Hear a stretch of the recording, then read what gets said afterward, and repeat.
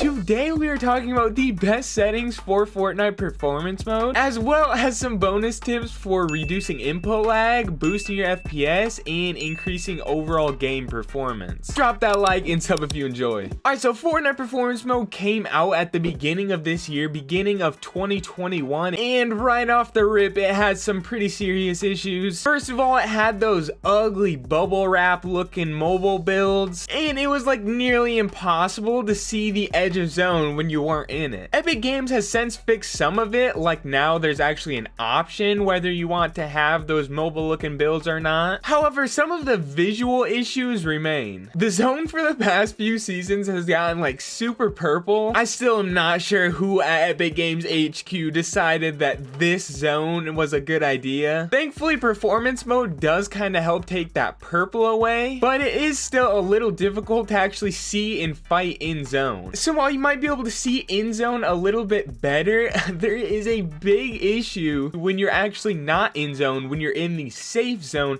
it's really hard to see the storm zone. I'm in the storm? I literally can't tell. This is mainly a problem in the end game of competitive modes or tournaments where the final zones are small and moving around, and it's critical that you follow and move with the zone or you're obviously gonna die. So it's become a super big problem among pro players and really just anyone that plays competitive, where these players, no matter how experienced they are just getting completely lost in these final zones. They're pretty difficult to stay in anyway as they're really small and moving around, so just not being able to see where you're supposed to be just adds on top of that level of difficulty. But thankfully I'm here and I've done a bit of research and a bit of testing myself, and I've found the best settings for performance mode. These settings are gonna help your FPS, these settings are gonna help reduce your input lag. These settings are pretty sick, so if you haven't already, drop me a like. Alright, so first of all, obviously you're gonna wanna go to performance mode. That's the whole point of this video. I'm assuming everyone knows how to get there. If you don't, you go down to your rendering and you go all the way over to performance mode. So the first thing you're gonna change is, I think meshes start on low by default, so you're gonna want to change your meshes to high,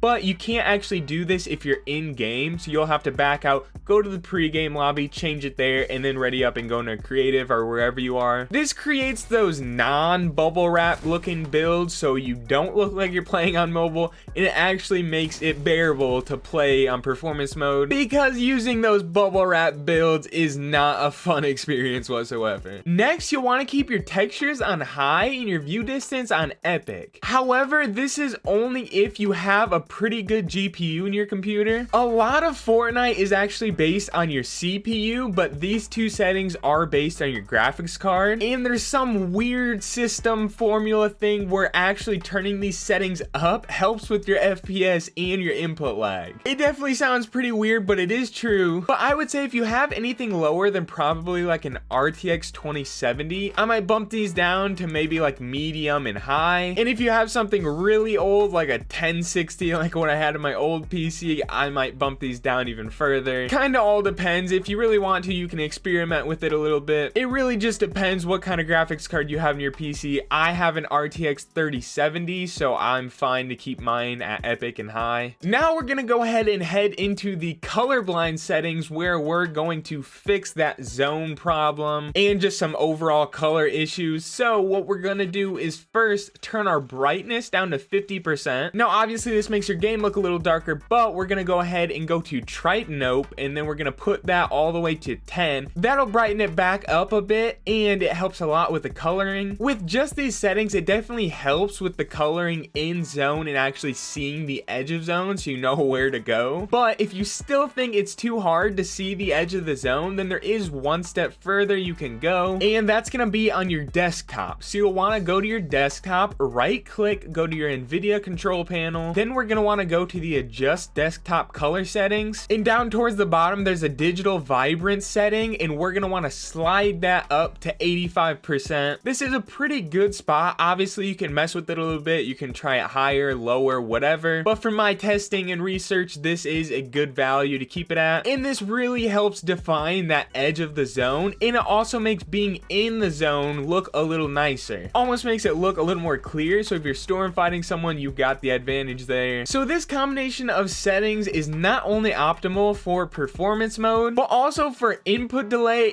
and overall game performance. You might be able to notice that your input from your mouse and keyboard or your controller feels like it's being received faster. Your game almost might feel like more responsive. As soon as you move something, your character does it like instantly. There's absolutely no delay. And if you have this setting turned on in game, you can actually put a numerical value on that input delay feeling, and then you can actually see if it helped your input delay or not. And that, along with actually turning on performance mode, obviously performance mode's job is to make your game perform better, so you should see a pretty significant increase in your frames per second, and you should also see less frequent frame drops, as well as just overall game lag. All those issues should decrease a pretty good amount, if not disappear entirely. As a quick comparison, here were my frames before with all my normal settings that I typically play on. Typically I'm on DirectX 11 paired with like all medium settings and shadows off, but once we turn on performance mode and apply those settings, that FPS gets a pretty insane boost. But it's really not even the FPS that amazes me as much as it is the actual feeling of my game. These settings in performance mode make my game feel so smooth and responsive. It's actually so nice to play on. Which brings me to ask, if you're still here and watching,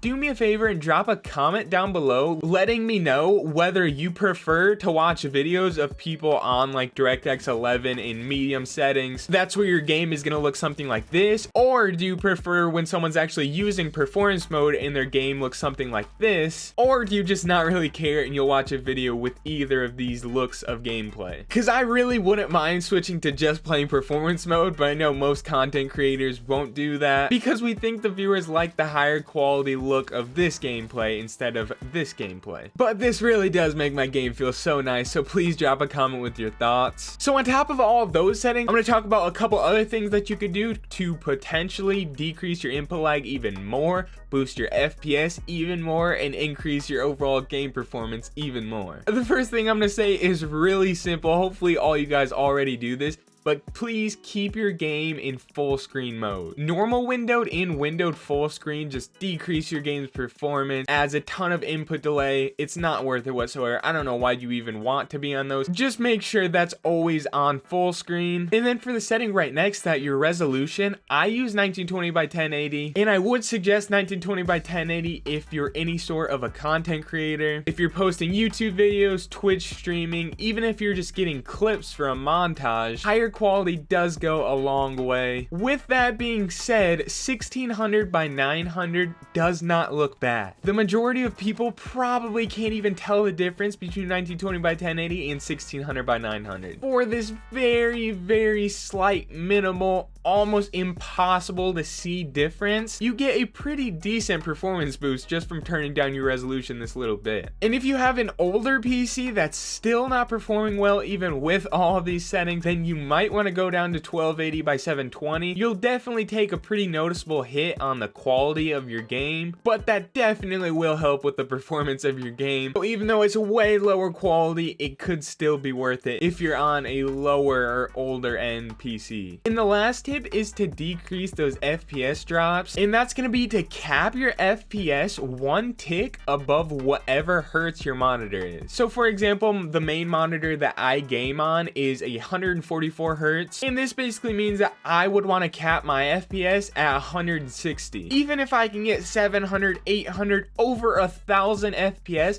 it doesn't matter because I can't actually see that through my monitor. So at 144 hertz monitor, I'd want to cap my FPS at the next one up, which is 160. And with my FPS cap there, I'm going to experience a lot less frame drops, and my frames should remain pretty consistent at that 160 mark. So those are going to be all of my tips. I hope some of you got some use out of this. If you did, drop that like, subscribe for more content in the future, and I hope to see you guys in a future video. Thanks for watching.